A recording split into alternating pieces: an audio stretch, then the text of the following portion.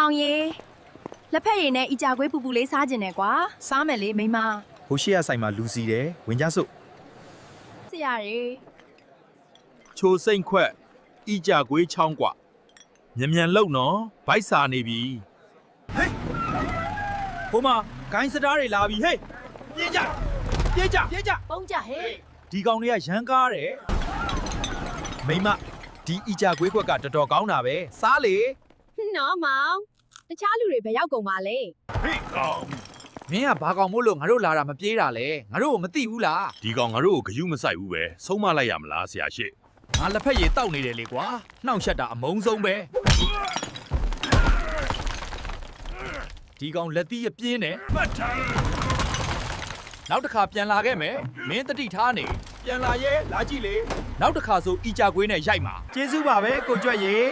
ဒီကောင်စိုးတွေကိုနှိမ်နှင်းပေးလို့ဆိုင်ကဒီနေ့တကားခံပါမယ်ဗျာ ရပါတယ်ဗျာ ဒါနဲ့အီကြကွေးပူပူလေးထက်ချပေးပါဦး